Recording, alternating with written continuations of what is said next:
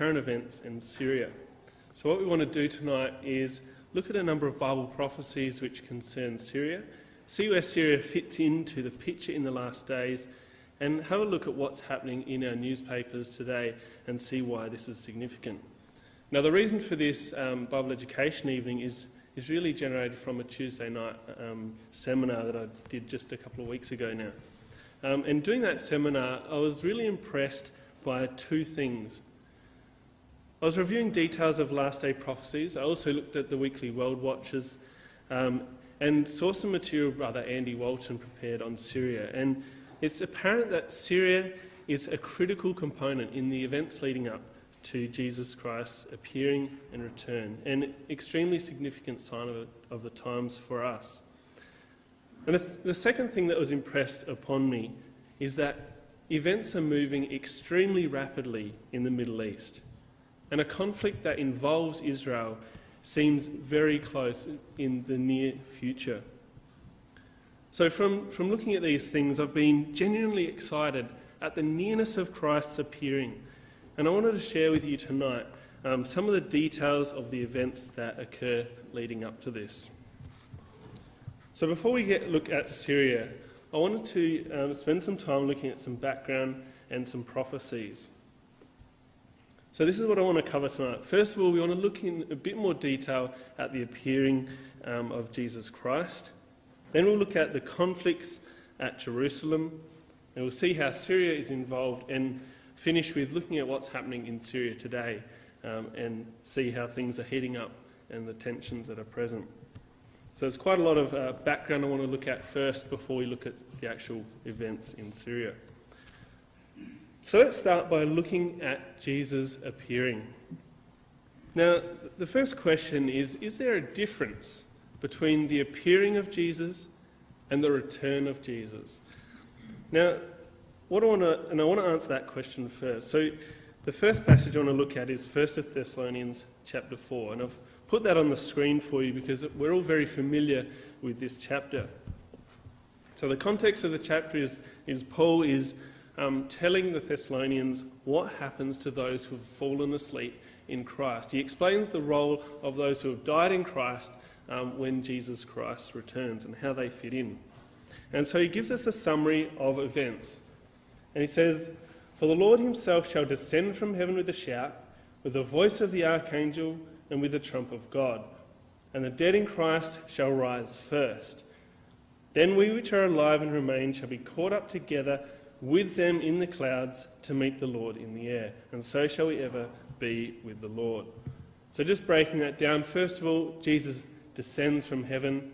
Then there's this call of command, the archangel's voice, the trumpet. And following that, the dead rise. And the dead rise first, we're told quite specifically. Then the living are caught up, or as it means, caught away.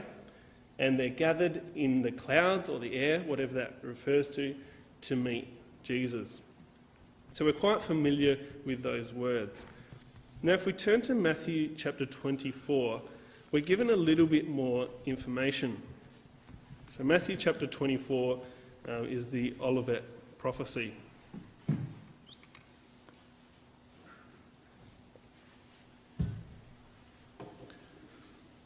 So the context of Matthew 24 is the disciples asking Jesus about the end of the world and when that would occur. And as part of Jesus' response, we'll pick this up in verse 27.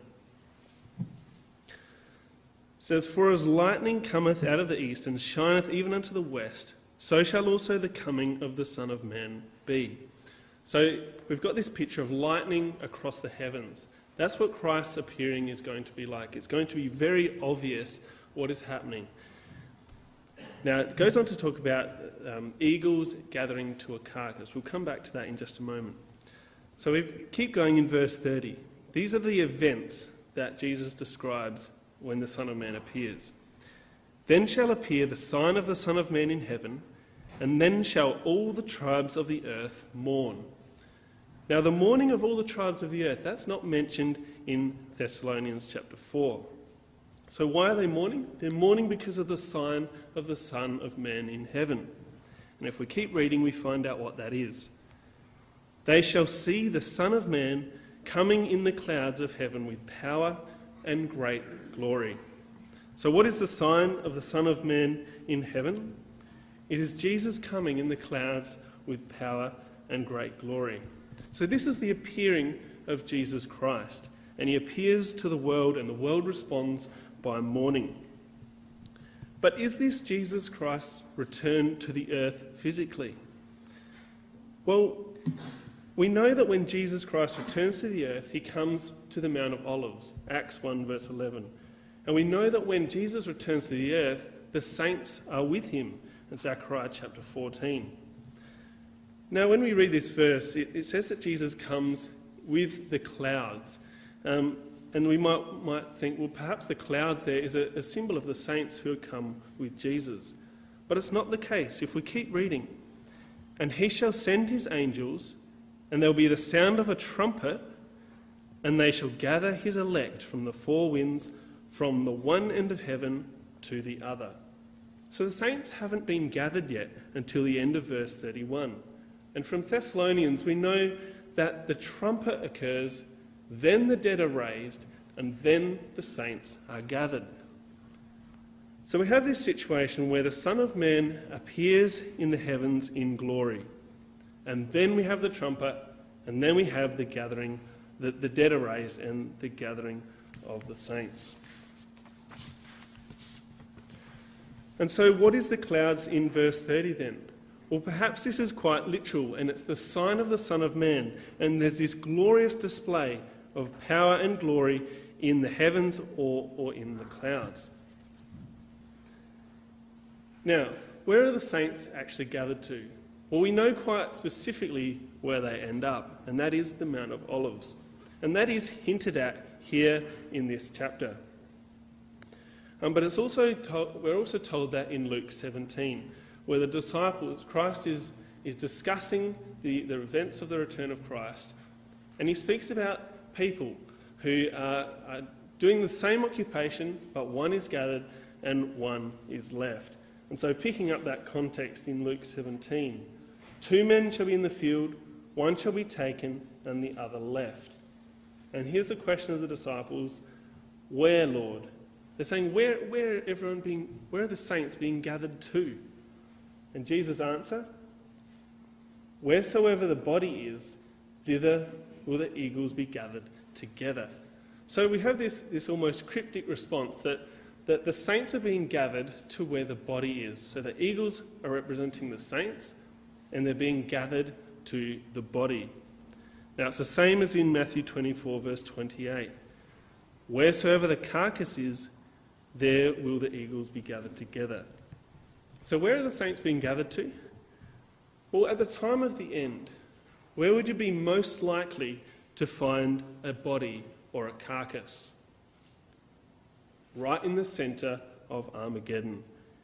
We know that the city of Jerusalem will be the centre point of conflict for all nations. And we also know independently from Zechariah that the saints do gather at the Mount of Olives when they return with Christ. And so in Jerusalem there'll be the shattered remnants of the nation of Israel, and it will be the location where all the nations of the world have gathered. Now, just looking at, there's a number of passages from the Olivet prophecy and a few other places that I've put together here. But I think that the same pattern is reflected. So essentially what we see is initially there is the appearing of Jesus Christ. There's the sign of the Son of Man in heaven, and it's going to be unmistakable. We'll know specifically that this is Jesus Christ. It'll be like lightning flashing across the heavens. Every eye will see him, and there'll be chaos and confusion for some. We see here that the earth will react with mourning and wailing. There'll be fear and confusion. Then there's the call of command. Jesus sends his angels, there's the voice of the archangel, and the dead are raised following the trumpet blast. And then those who are alive and remain, as Thessalonians 4 says, those who are alive and remain will be gathered together, and there's some form of judgment where some are taken and some are left. And they go to meet Christ. And so after that judgment has taken place, and possibly after a bit of a time gap, we know that the saints end up in Jerusalem, in the middle of the battle of Armageddon, and they defeat the forces of Gog as Christ and the saints descend on the Mount of Olives. So I guess the point of looking at this is to bring out the fact that Christ first appears to the world in glory, and there's a response from the world, the saints are gathered, and then later he physically returns to the earth with the saints. So now what I want to do is look at our reading in Zechariah and use this to see how this all fits together. So if you come to Zechariah chapter 12, our reading tonight.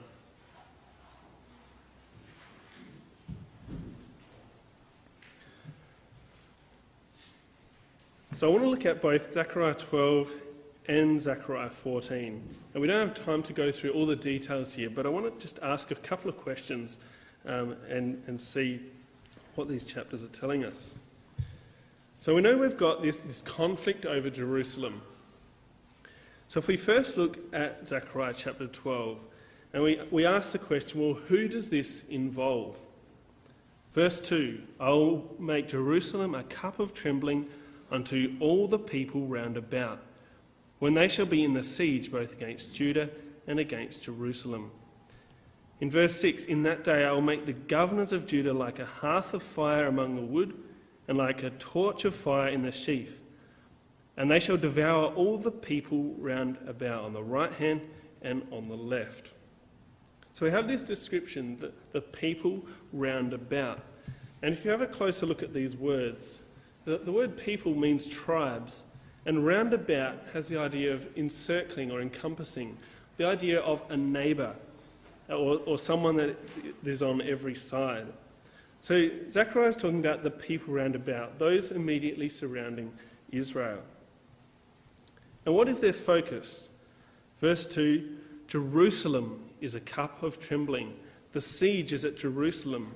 Verse 3, in that day I will make Jerusalem a burdensome stone. So the focus here for this conflict is at Jerusalem. Jerusalem is the prize. And what is the outcome of this conflict?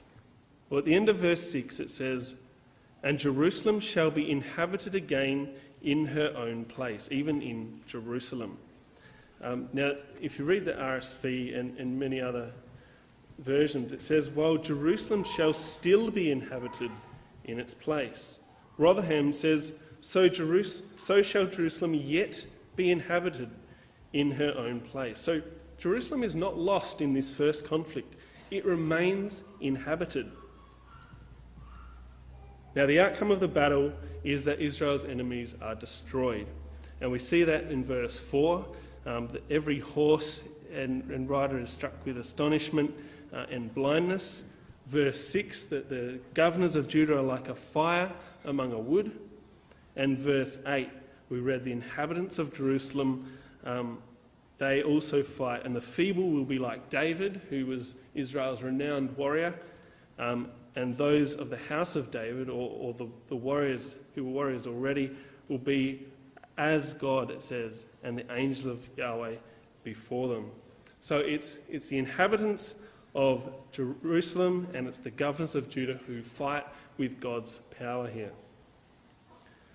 All right, when we look at Zechariah chapter 14 and we ask these same questions, first of all, who is involved in the conflict in Zechariah 14? Verse 2, I'll gather all nations against Jerusalem. Now this is a different word that's used to describe the people who are attacking. The word there is foreign nations or Gentile nations. So this is not the people round about or the neighbours of Israel. What's the focus in Zechariah 14? Well, yes, it's still centred on Jerusalem, but verse 1, the day of Yahweh cometh, and thy spoil shall be divided in the midst of thee. So it's the same location, but the focus is on spoil, similar to what we see in Ezekiel 38. And what's the outcome? Again, verse 2, I'll gather all nations against Jerusalem to battle, and the city shall be taken, the houses rifled, the women ravished, and half the city shall go forth into captivity. So the city is definitely taken here in Zechariah 14. And we saw that it was yet inhabited in chapter 12. Now the outcome, Israel's enemies are destroyed in this situation as well, but under different circumstances. So in verse 4 we have Christ on the Mount of Olives. The Mount of Olives splits and there's this massive earthquake. In verse 12 we have a plague that eats away the flesh of the people. In verse 13 we have those nations fighting against each other. So when we put these two chapters together, rather than seeing one conflict that's all centred on Jerusalem, we have here described two separate conflicts.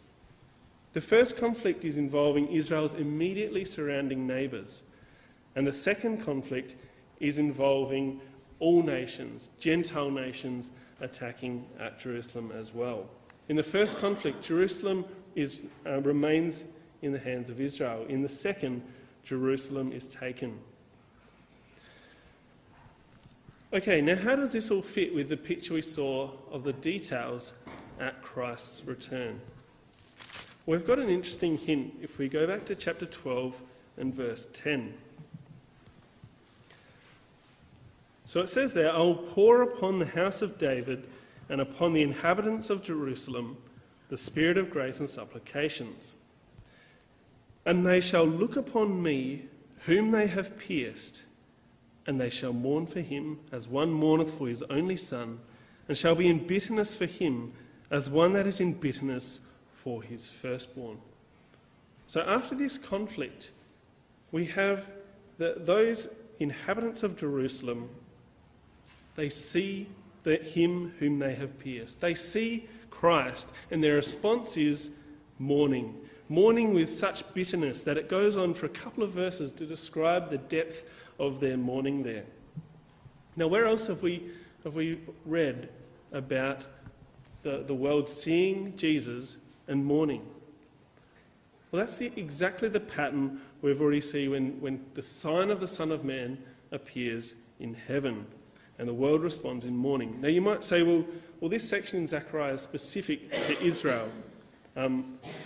Is this just talking about Israel, and does Israel mourn at the same time as the rest of the world? Well, yes. If we look in Revelation 1 verse 7, it says, "Behold, he cometh with clouds, and every eye shall see him, and they also which pierced him, and all kindreds of the earth shall wail because of him." So we have Israel and the rest of the world mourning at the same time and for the same reason. So I think the picture goes something like this. We've got this battle in Zechariah chapter 12, and it involves the nations immediately surrounding Israel. And the way this battle goes is that Israel are certain to be annihilated, but God is working for them. Now, there's nothing overt in these verses. You don't see Christ and the saints destroying their enemies. You don't see natural disasters. Their enemies are astonished and blinded. Now, perhaps that was a loss of communications. The governors fight like flames in dry kindling. The inhabitants of Jerusalem also fight with God's power. They're fighting with the strength of David, a mighty warrior. So Israel come through this battle, and they have this great victory that they should never have won, humanly speaking. And they survey the aftermath in wonder, most likely. And then they see the sign of the Son of Man in heaven, as Jesus is revealed to them and to the world. And so all of a sudden they see their Messiah. They see him in great detail, and everything clicks into place. And like the rest of the world, their response is to mourn. Why would they mourn? Well, of all people, they had a unique opportunity. They were God's chosen people, and they didn't take advantage of it. And all of a sudden, their history would make sense to them. But they would also realise the predicament they were in because they have not obeyed or followed their God. And so, as I said, the same thing would be happening all over the globe. The moment Christ appears, our opportunity for change has finished. And for those who knew him, or for those who have forsaken him, it will be a time of desperate mourning and bitterness, just like we have described here of Israel, because of the wasted opportunity. Now, of course, the faithful won't be in that case, and they will be preparing to meet Jesus. But as I said, Israel would realise the predicament they are in for ignoring their God. And so we're told that their troubles are not over. In chapter 13, verse 9, it's described to us that they still have to go through the fire. Their judgment is not over. They need to be refined like gold and like silver until they can truly say, Yahweh is my God. And so that's when we have chapter 14. And here and as we said earlier, there's possibly a bit of a time gap here for the nations to recover. And then war breaks out in Jerusalem as Gog and the confederacy of Ezekiel 38 invade into the nation of Israel. And so the next critical step comes in verse 4 of Zechariah chapter 14, where it says, "And his feet shall stand in that day on the Mount of Olives, which is before Jerusalem on the east. And the Mount of Olives shall cleave in the midst thereof towards the east and towards the west." So this is Christ's return to the Mount of Olives, as it's told to us in Acts chapter 1. "But with him are the saints." Look at the end of verse 5. "And Yahweh my God shall come, and all the saints with thee." So when Christ returns in verse 4, he's coming with the saints to the Mount of Olives. So we have these two conflicts in Zechariah chapter 14. And these events really frame the appearing and the return of Jesus Christ. So at the end of this first conflict involving the nations surrounding Israel, we have the appearing of Christ, and the world responds in mourning, and Christ then gathers the saints. And then this conflict, as the saints are judged, this conflict breaks out in Jerusalem for the second time, involving now all nations, not just the nations immediately surrounding Israel. And it's during that conflict that Christ and the saints return to the earth physically to save the nations of Israel. Okay, now we're talking about Syria tonight. So what I want to do is have a closer look at this first conflict and see some more of the details here. Now, we've said that this involves the people round about, which refers to the neighbours, those immediately neighbouring on Israel. But if we come to Psalm chapter 83, we find a little bit more detail, and I think this fits in to Zechariah chapter 12.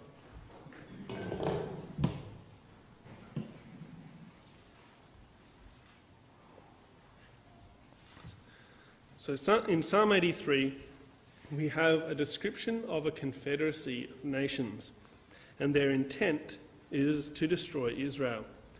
So it says in verse 4, "Come, let us cut them off from being a nation, that the name of Israel may be no more in remembrance. For they have consulted together with one consent, they are confederate against thee." And it goes on to describe 10 separate nations who are joined together in this ambition. Now, the interesting thing about Psalm 83 is that this group of nations, there's never been an invasion of Israel with this group of nations with the outcome that is described at the end of this chapter. And when we look at these nations, they fit the description of Zechariah 12 very well. They're immediately surrounding the nation of Israel. And so that's on the screen is where those 10 nations are at the time when this psalm was written. But essentially we're describing Israel's neighbours, places like Lebanon, Syria, Jordan, and the Palestinians in the Gaza Strip, and also in Jordan as well. Now the interesting thing in that Psalm 83 is their motive isn't just to destroy Israel. Look at verse 12. "Who said, let us take ourselves the houses of God in possession. So what is their motive? What's underlying this confederacy here? It's the house of God. They're aiming for Jerusalem, just like Zechariah 12. And what happens? Verse 13, O my God, make them like a wheel as stubble before the wind, as the fire burneth the wood, and as the flame setteth the mountains on fire.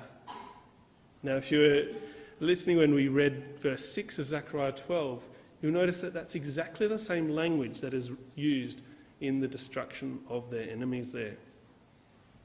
And so the outcome of this battle from verse 9 to 11 is the same as the outcome from the battle with the Midianites, with Sisera, with Oreb and Zeb. Basically, total destruction, the total removal of that threat. And the end result is the shame and destruction of these nations, and those nations actually turning to God. So in the end, verse 18, that men may know that thou, whose name alone is Yahweh, art the most high over all the earth. So that is the outcome which we have not seen in history. Now, turn to Ezekiel chapter 28, because we're given some interesting detail here as well. Now, the context of Ezekiel 28 from verse 22 is judgment against Zidon. And Zidon is of course, in the area of Lebanon. But it goes on to say, Ezekiel 28, verse 24, and there shall be no more a pricking briar unto the house of Israel, nor any grievous thorn of all that are round about them that despise them, and they shall know that I am Yahweh their God. So it says here, there will be no more a pricking briar. And then it describes to us what that is. Those who are round about them that despise them. Now, that's a perfect description of Israel's neighbours. And this verse says that those pricking briars will be removed. But when will this happen? Verse 25. Thus saith Adonai Yahweh, when I shall have gathered the house of Israel from the people among whom they were scattered, and shall be sanctified in them in the sight of the heathen, then shall they dwell in their land that I have given to my servant Jacob. So this occurs after Israel have been gathered, or after they've been scattered and then regathered. So this is talking about the latter days. It's the time when Israel are back in their land. And so what is the status of Israel after the removal of these pricking briars? Verse 26, and they shall dwell safely therein, and they shall build houses and plant vineyards. Yea, they shall dwell with confidence when I have executed judgments upon all those that despise them round about them. And they shall know that I am Yahweh their God. So we have there another description of the removal of these neighbouring nations around Israel, a conflict of those round about. And it looks here that Israel come through that, and they're dwelling safely, they're planting vineyards, and everything is going well. I want to look at one more passage which describes this conflict, which shows that Israel don't come through this unscathed. So turn to Isaiah chapter 17.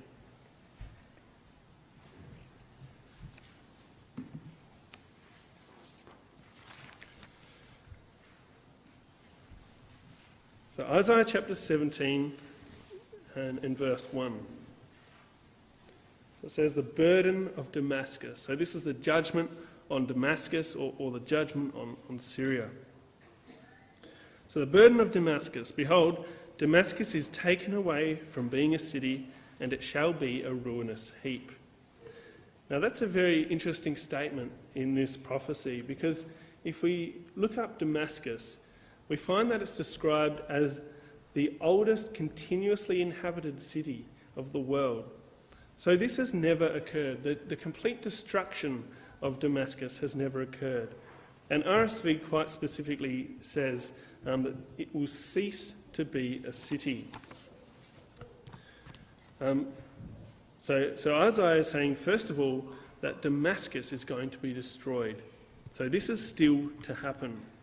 And this fits in with Zechariah chapter 12, and we'll see that as we go through. Verse 2, what else happens? The cities of Aroah are forsaken.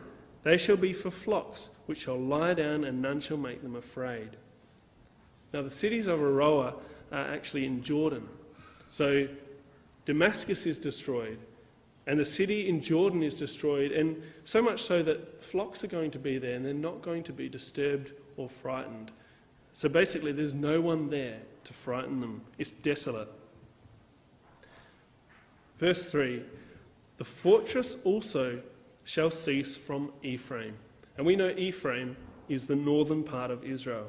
So the fortress shall cease from Ephraim and the kingdom of Damascus and the remnant of Syria. And they shall be as the glory of the children of Israel, saith Yahweh of hosts. So the defences in Ephraim, in northern Israel, are brought down. And in verse 4, in that day it shall come to pass that the glory of Jacob shall be made thin, and the fatness of his flesh shall wax lean. And it shall be as when the harvestman gathereth corn, and reapeth the ears with his arm. And it shall be as he that gathereth ears in the valley of Rephaim. So here we have a description of Ephraim, of northern Israel. And it says it's like a cornfield after it's been harvested. So complete destruction. And we've got a picture there in the background showing what a harvested cornfield looks like. But we know that they are victorious. And verse 6 says, yet gleaning grapes shall be left in it, as the shaking of an olive tree, 2 or 3 berries in the top of the utmost bough, 4 or 5 in the outermost branches thereof, saith Adonai Yahweh of Israel. So there's this destruction that extends into Israel, but they are not destroyed. They are victorious, but only barely. And so there's a few grapes left from the harvest. There's a few olives left in the trees, which describes the small portion of strength that remains in the nation of Israel after this conflict. Verse 7, at that day shall a man look to his Maker, and his eyes shall have respect to the Holy One of Israel. Now, why at this point, after going through this destruction, would Israel look to their Maker? Well, perhaps there's the appearing of the Son of Man in heaven, which causes them to again consider their position and seek God. Now, we saw in Ezekiel 28, though, that Israel were flourishing and they were at peace. So how does this occur? Well, in verse 11, we read this. And we're still talking about Israel in terms of a plant or a harvest, if you like. In that day shall thou make thy plant to grow, and in the morning shall they make thy seed to flourish. But the harvest shall be a heap in the day of grief and of desperate sorrow. Now, the language there is a little bit tricky to understand, but the RSV basically says, though you make them grow on the day that you plant them, and make them blossom in the morning that you sow, yet harvest will flee away in a day of grief and incurable pain. So what we've got here is a picture of Israel. There's a few olives left. There's a remnant of Israel that survives, and as a plant, they start to grow again. In fact, they start to flourish. But, says God, the harvest never comes. They don't flourish to a point when they're bearing fruit. They start to recover. As Ezekiel 28 says, they're in peace and they're in confidence, but it's short-lived. And that's because there's a second conflict. Verse 12, woe to the multitude of many people, which make a noise like the noise of the sea, and to the rushing of nations, that make a rushing like the rushing of mighty waters. The nations shall rush like the rushing of many waters. Look at the language here. We've got this picture of this small plant it's survived, it's growing, it's starting to flourish again, and then the nations come in for the second time, and they're rushing, nation after nation are rushing in to the place where this small plant has started to grow again. Now the language there will most probably remind us of Ezekiel chapter 38. So let's finish this story in Ezekiel 38 and see how this ends. Now I'm not going to spend any time looking at the confederacy here of Ezekiel 38, where we're very familiar with the first 7 verses which describe Gog and his confederacy. So we'll pick this story up in verse 8. After many days thou shalt be visited. In the latter years thou shalt come back into the land that is brought back from the sword. Now, interestingly enough, RSV and many other translations actually translate that as the land that is recovered from war, which is interesting in the context of the first conflict. And it says, and is gathered out of many people against the mountains of Israel, which have always been waste, but is brought forth out of the nations, and they shall dwell safely, all of them. Why are they dwelling safely? Ezekiel 28 tells us the pricking briars, or their enemies round about that despise them, are removed. Verse 9, thou shalt ascend and come like a storm, thou shalt be like a cloud to cover the land, thou and all thy bands, and many people with thee. Thus saith Adonai Yahweh, it shall come to pass that at the same time shall things come into thy mind, and thou shalt think an evil thought. Now, what's this evil thought? Verse 11, thou shalt say, I will go up to the land of unwalled villages. Why are they unwalled? Because the fortress of Ephraim are destroyed. And I'll go to them who are at rest. Why are they at rest? Because Ezekiel 28 tells us that the pricking briars, their enemies which despise them, are removed. And it's emphasised over and over again that dwell safely, all of them dwelling without walls, having neither bars nor gates. So this is a country that is completely defenceless. They have no defence, they have no strength left. That is what Gog here is invading. And why is he doing it? To take a spoil and to take a prey. That is his motive in this situation. So basically, after this first conflict, there's this great void, there's this great vacuum of power in the Middle East. Israel barely survived. The nations surrounding them have been devastated in this battle.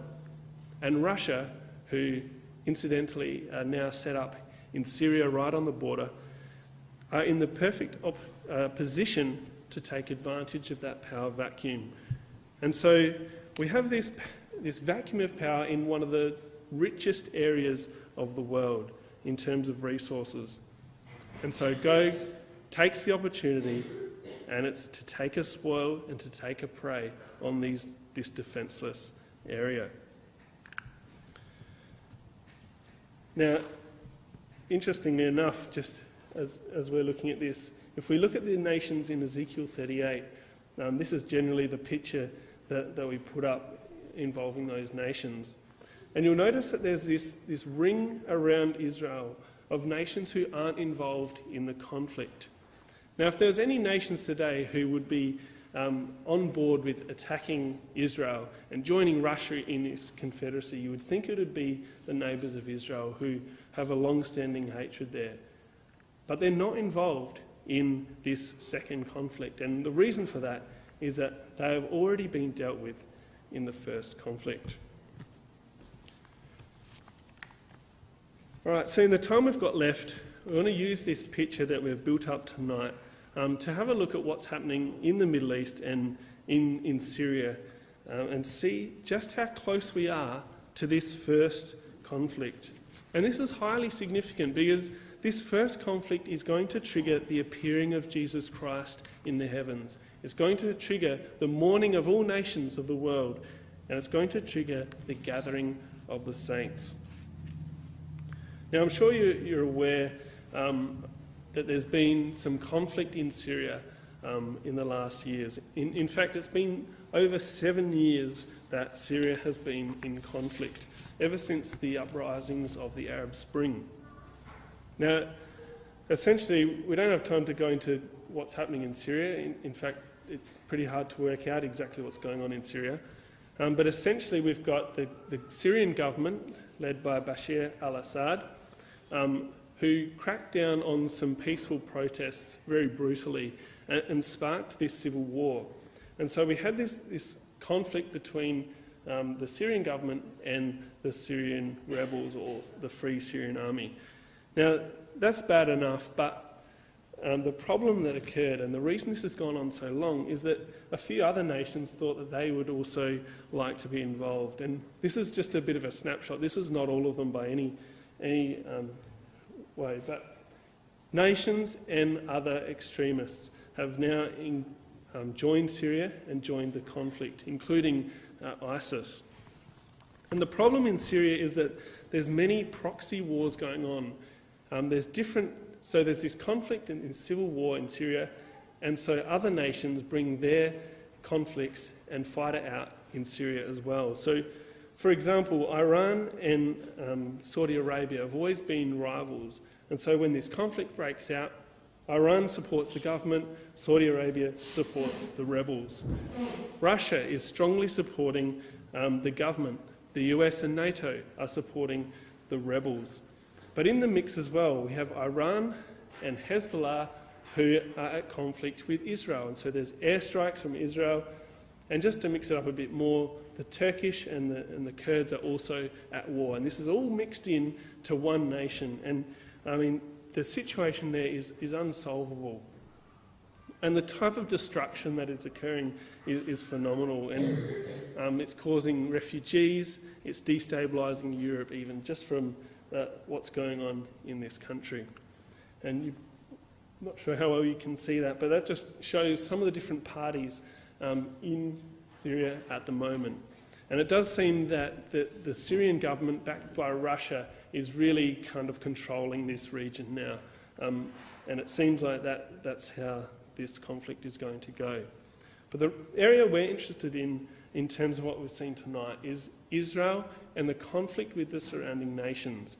And that's certainly what this events in Syria are bringing out.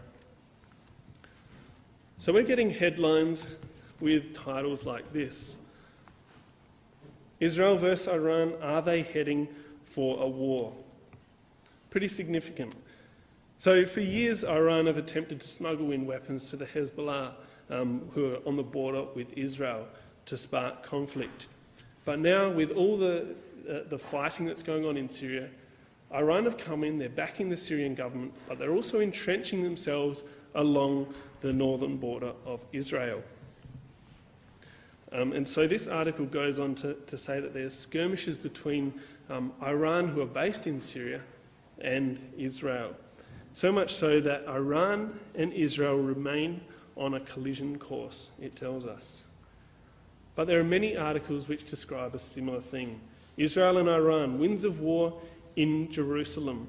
And the interesting thing about this article, it says that Iran have the ability to spark up not only the Hezbollah, but the Hamas as well. So that's talking about parties in Lebanon, parties in the Gaza Strip as well. So this is starting to connect multiple nations around Israel.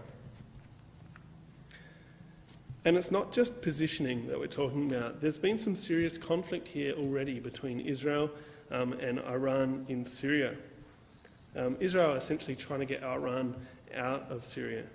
But going back a couple of months, there was an Iranian drone with explosives that entered into Israel, into Israeli airspace, and that drone was shot down. Israel then retaliated to that.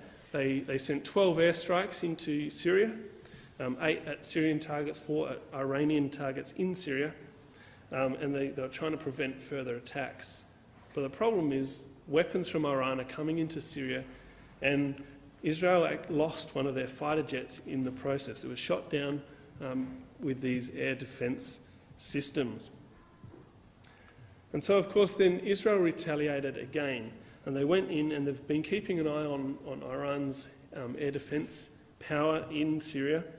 And so they went in and they attacked all of these missile defence systems that Iran are bringing in. So you can see this conflict is being sparked, and it's growing and growing. But it doesn't end there. Iran sent 40 rockets into northern Israel, And that triggered Israel to launch the biggest operation they've triggered in over 40 years. And they hit 50 different targets in Syria. And again, they're trying to stop Syria from attacking them. And so they hit intelligence sites, military compounds, weapons storage, military posts, and they also attacked 5 of the defence batteries that Iran have set up. So there's some pretty serious conflict going on here.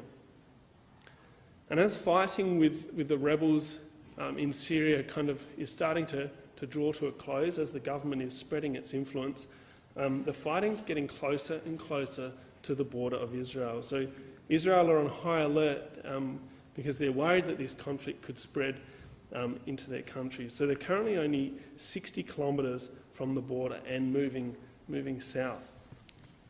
There's just a couple of other things that I wanted to talk about and some articles that I wanted to bring up.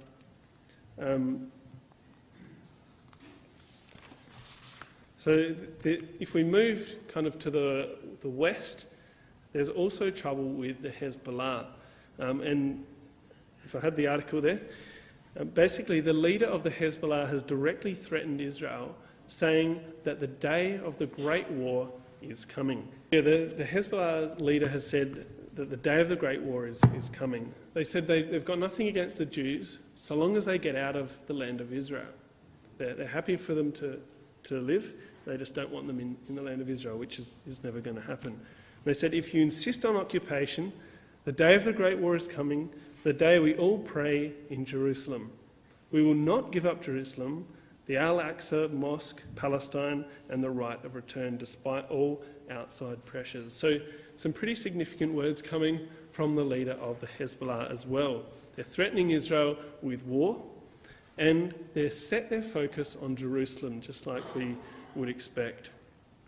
Israel are ramping up. They're doing large-scale military exercises in the Golan Heights. They're preparing for war. But there's also been movement on the Gaza Strip as well. There's threats of war breaking out on the Gaza Strip as well. And the Prime Minister has warned them that prolonged military campaign in the area will continue until they've basically blocked all the tunnels that the Palestinians are digging under their walls.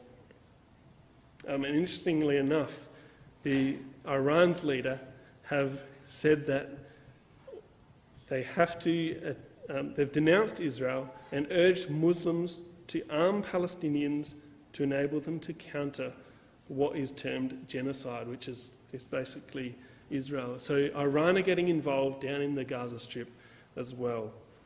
And just last weekend, on the 15th of July, there were significant airstrikes in Gaza. Over 200 projectiles were fired from the Gaza Strip into Israel, and Israel again responded as they typically do with airstrikes. And that was the hardest blow that's been struck since the Gaza war in 2014. So sorry about the PowerPoint there, but what we're seeing currently in the area in Syria and all the conflict that's happening in Syria, but also extending into Lebanon, extending into the Gaza Strip, is that there's war being talked about on all of those fronts. And as we've talked about tonight, we expect that war will break out between Israel and the surrounding nations. So brothers and sisters, we are in a unique position. We have the truth of God's word. Let's not wait until we see Jesus appear in the heavens and then mourn our lost opportunity like the Jews in Zechariah chapter 12. Let's make the most of every opportunity that we have, focus on what is important and build our faith so that we are ready and we are waiting when we see the sign of the Son of Man in the heavens. So thanks very much for your attention tonight.